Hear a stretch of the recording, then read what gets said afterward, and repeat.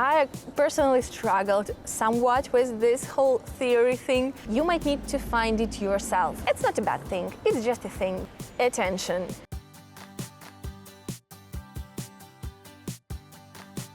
Hey guys, and welcome back to my channel. If you've been here for a while, you probably know that I got both my bachelor's and my master's degrees here in Italy. And while I generally loved my experience at the University of Bologna, there are a few things I wish I knew before coming here. Honestly, when I first came here, I couldn't find much information online, there weren't any YouTubers talking about it, and well, for the past 2 years, I'm hoping to change that and to give you more information, to share my experience and my insights with you, because it might be stressful, going abroad to study and not knowing what to expect. And as I said, there are a few, well, I wouldn't call them downsides, just a few things that might surprise you or might create some inconvenience for you. And without criticism, I just want to give you this objective insider information about the things that might be a bit challenging for you when studying here. And also, I would try to give you some advice on how to deal with them, after all the experience I've had here. And yeah, it will be just kind of this educational video on education in Italy. So if you're ready, we can begin, but before we do so, if you're new here, don't forget to subscribe and hit the notification button down below. Now, let's start. The first thing to consider when moving to Italy to study at the university is that some universities objectively accept more students than they can accommodate. What I mean is that finding an accommodation in some student cities like Bologna can be a nightmare, and I'm not exaggerating here. The prices are skyrocketing and the demand is so high, it might be really tough to find a room to rent or an apartment to rent. And well, there is not much you can do about it. However, I would recommend you to secure yourself at least some temporary accommodation beforehand, before coming here. Something you can find is, whatever it is, an Airbnb or a room or anything, even if it's temporary, don't worry about it. Come here, find yourself a place where you're gonna live for the first months or so, and then while you're here, you'll be able to find a place much easier, because you're gonna meet new people, and some new friends or new classmates or, just people you meet might be able to help you. Honestly, I feel like this is the best way to find student accommodation in Italy, and in Bologna in particular. Next thing to be ready for is that the communication with the student offices is often slow and somewhat ineffective, and there are lots of people complaining about it all the time.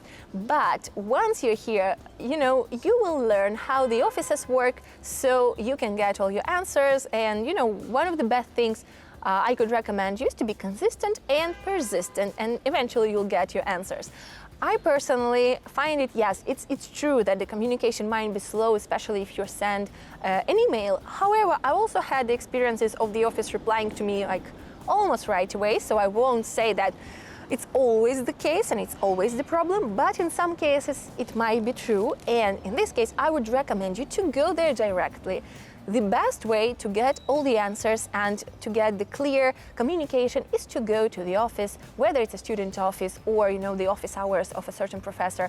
Go there directly. When you are in person, communicating in person, it's easier to get your questions answered, and it's easier to get the information needed. And this way, you'll be right there, so there won't be any way for them to avoid answering you or to wait for too long before answering you. So, don't be afraid to go there in person, and like that, you will definitely make your communication with the university way more efficient.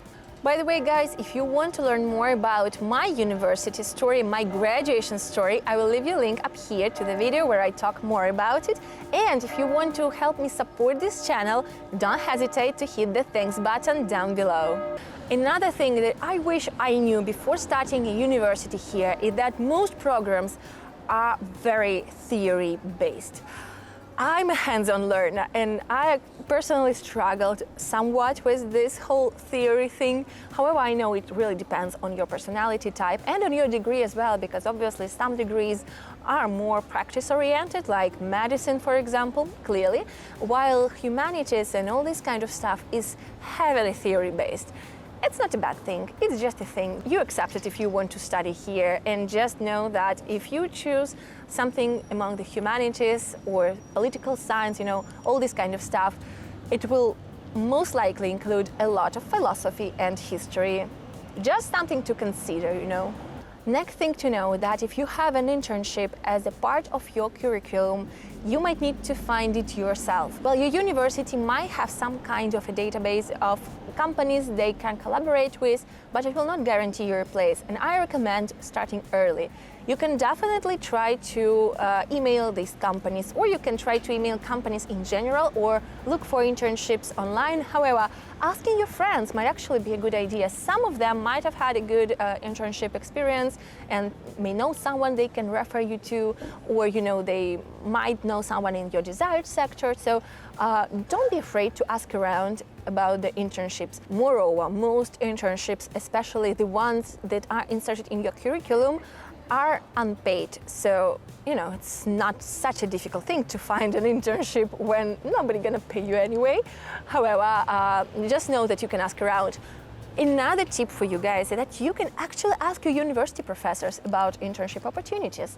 I once found a really good internship by asking one of my professors, and I also know a couple of friends who did the same and were quite happy about it. So yeah, don't worry about it. Know that you likely have to secure your internship yourselves, start early, and yeah, don't be afraid to ask. Next up, guys, attention. There are several types of postgraduate degrees in Italy. Before you get to your PhD, if you want to get it, there are two kinds of degrees, either a laurea magistrale or a master's. And while this may sound very similar, they are not the same thing. Laurea magistrale is an actual Master of Arts or Master of Science, as it is everywhere else in the world, while the Master's in Italy is not what it may sound. It is actually a more practice-oriented, hands-on degree that supposedly gives you more exposure to potential employers and is set to be, you know, a more sure way to secure yourself a job right after graduation. However, I'm not actually sure that a master's degree is recognized as an actual master's elsewhere in the world, because while laurea magistrale lasts for at least 2 years and gives you 120 study credits, a master's here lasts for up to 1 year normally and gives you only 60 credits at maximum. So keep that in mind and know that there is this difference. And while both are actually quite good in terms of employment and stuff, if you want to go further with your academic studies, if you want to go further to obtain a PhD or something like that, know that laurea magistrale might probably be a better choice for you. And yeah, otherwise you can choose between the two and always choose what you like most. You know, check the program and check the requirements and then choose with your heart. That's my advice for you. And that's it, guys. I hope that this video was useful for you, especially if you're a prospective student. I really hope that it can help you navigate studying here. It can help you solve some problems or some issues that may arise when you come here once you start studying. And anyway, you know, I think it's a positive experience. Overall, I would say that studying in Italy was a positive experience for me, and I hope it will be for you as well, because this country is wonderful, and you know, the University in Bologna in particular is so ancient and it's rooted in educational tradition and history. I loved it personally. So yeah, you know, I would never discourage anyone from coming to Italy to study especially. And having said that, guys, if you're new here, once again, I remind you to subscribe and hit the bell button down below. And as always, please don't forget to like, comment and share this video with your friends. Thank you so much for being here and enjoy your day.